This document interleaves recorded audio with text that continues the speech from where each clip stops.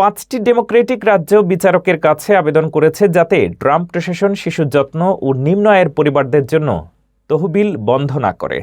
রাজ্যগুলো অভিযোগ করছে পদক্ষেপটি রাজনৈতিক উদ্দেশ্যে নেওয়া হয়েছে। মামলার চূড়ান্ত সিদ্ধান্ত না আসা পর্যন্ত এই প্রোগ্রামগুলো চালু রাখার দাবি জানানো হয়েছে।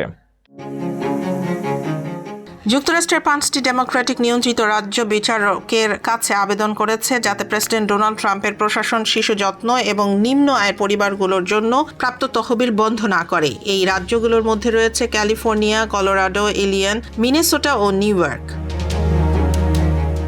যুক্তরাষ্ট্রের স্বাস্থ্য ও মানবসেবা বিভাগ জানিয়েছে তারা তহবিল স্থগিত করেছে কারণ তারা বিশ্বাস করছে রাজ্যগুলো অনুপ্রবেশকারীদের জন্য সুবিধা প্রদান করছে। তবে কোনো প্রমাণ উপস্থাপন করা হয়নি এবং কেন শুধু এই 5টি রাজ্যকে লক্ষ্য করা হলো তাও স্পষ্ট করা হয়নি।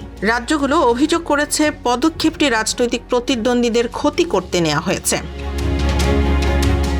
বিচারক পূর্বে সাময়িকভাবে তহবিল স্থগিতের পরিকল্পনায় বাধা দিয়েছেন। এখন রাজ্যগুলো চাচ্ছে মামলার চূড়ান্ত সিদ্ধান্ত না আসা পর্যন্ত শিশু যত্ন এবং পরিবার সহায়তা প্রোগ্রাম চলমান থাকুক। উল্লেখযোগ্য প্রোগ্রামের মধ্যে রয়েছে child care and development fund, temporary assistance for needy families এবং সোশ্যাল সার্ভিসেস ব্লক গ্র্যান্ট। এগুলো বছরে 10 বিলিয়নেরও বেশি তহবিল দেয় এবং নিম্ন আয়ের পরিবারদের জন্য অত্যন্ত গুরুত্বপূর্ণ।